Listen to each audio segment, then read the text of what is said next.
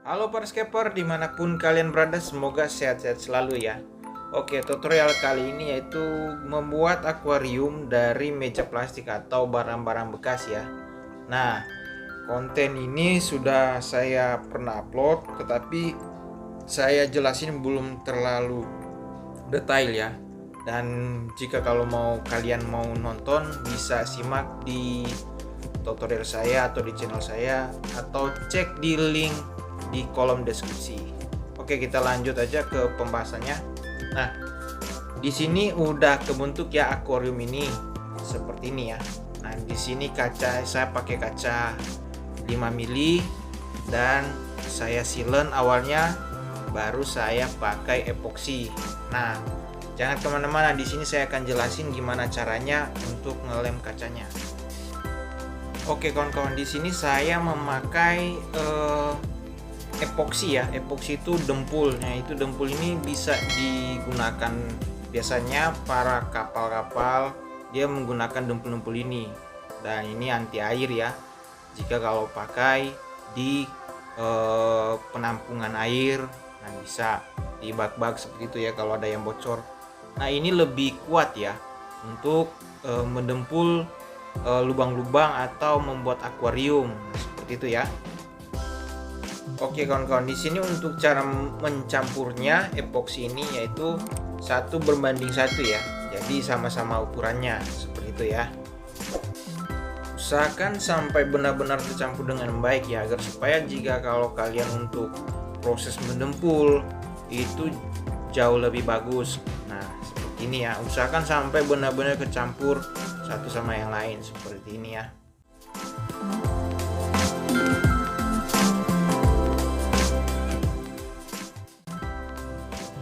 Nah, teman-teman, di sini sudah kepasang kaca ya. Nah, di sini awalnya sebelum saya pakai epoksi, saya silen dulu. Nah, baru saya epoksi dari bawah sampai ke atas, sampai di pinggir-pinggirnya.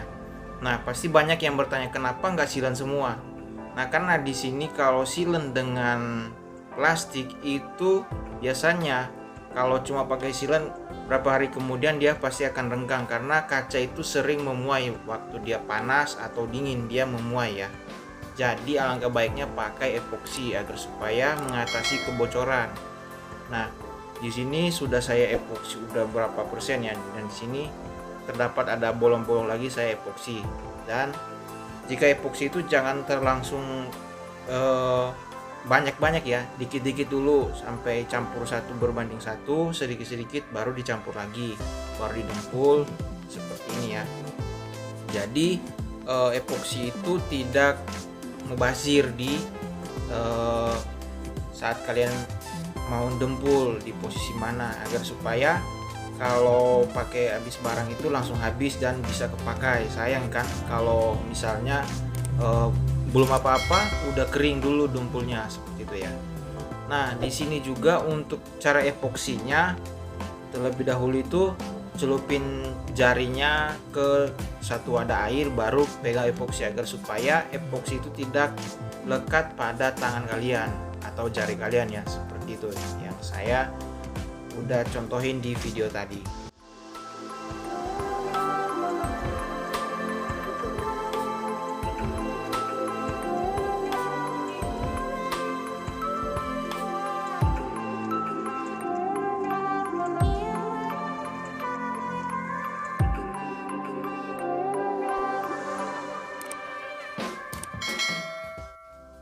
Nah kawan-kawan, di area ini, area depan ya, posisinya saya lagi silen.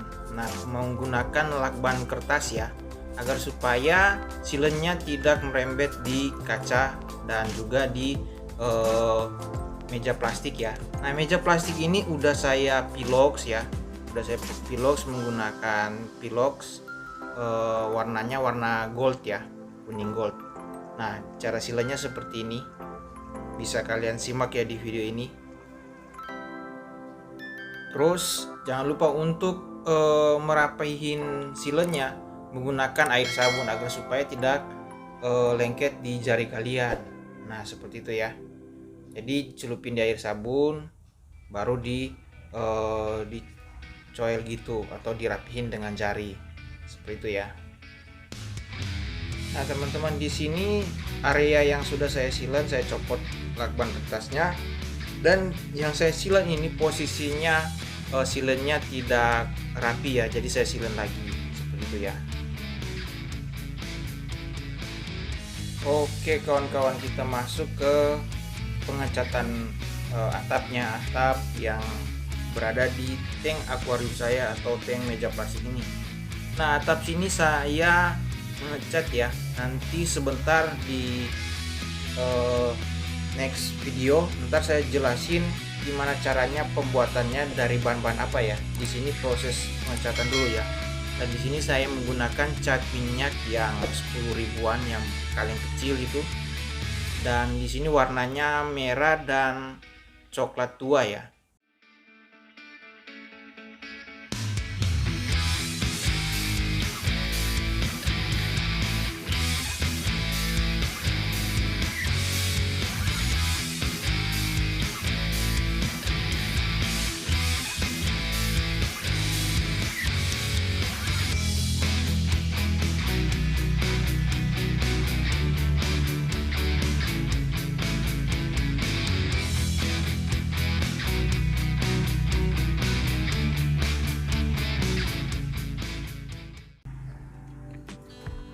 Oke kawan-kawan, di sini saya akan bahas ya atau review mulai dari atas atap ya, akuarium plastik, meja plastik yang saya buat. Dan di sini saya akan mereview bahan-bahan apa aja yang saya gunakan. Dan di sini saya menggunakan ini dari atas ya. Dari atas ini saya menggunakan stick es krim. Dan saya catnya cat besi murah yang 5 ribuan yang paling kecil, warna coklat dan warna merah. Dan di posisi yang ini, yang dalamnya ini, nah yang bisa kalian lihat ya, yang ini nih sumpit nih. Nah kalau atasnya ini dia tusuk gigi nih, udah saya ukir, saya potong-potong kecil, saya buat desain seperti ini. Dan pakai lem ini yaitu pakai lem bakar ya, lem bakar saya pakai. Dan ini kalau yang depan ini sumpit mie juga, yang kotak itu sumpit mie yang kotak tuh, bisa kalian lihat seperti ini. Jadi bagian ini bagian atas ya. Nah di sini bagian ini agar supaya dia langsung pas masuk dia posisi atas ini, dia lebih masuk seperti itu. Jadi view samping kelihatan bagus. Jadi kelihatan sampingnya ini agak nyambung gitu. Kalau kiri kanannya kayak kelihatan atapnya itu nyambung seperti itu ya.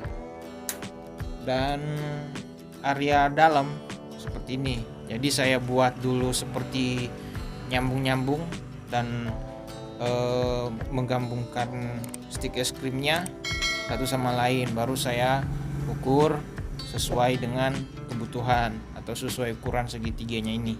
Jadi posisi membuat tiang-tiangnya ini yaitu dari sumpit mie ya, tuh segitiga dari atas juga, atasnya ini biar kalian lihat tuh dalamnya itu sumpit mie juga tuh. Jadi udah ada patokan ya, tinggal ngikutin seperti itu ya.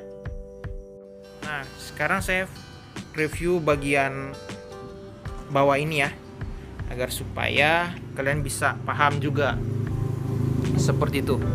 Dan di sini saya taruh posisi dulu kamera yang pas agar kalian lebih lihat ya. Nah ini saya deketin posisi yang bagian ini adalah stick es krim, sama ini juga stick es krim pakai cat, sama juga cat kaleng yang murah 5 ribuan, satu botol yang kecil ya. Udah semua dipecat seperti itu, dua warna aja, coklat tua sama merah kayak bata merah seperti itu sih. Oke, di sini saya akan review dari atas ya. Dari atas ini yaitu saya menggunakan stick es krim juga bagian atas ini.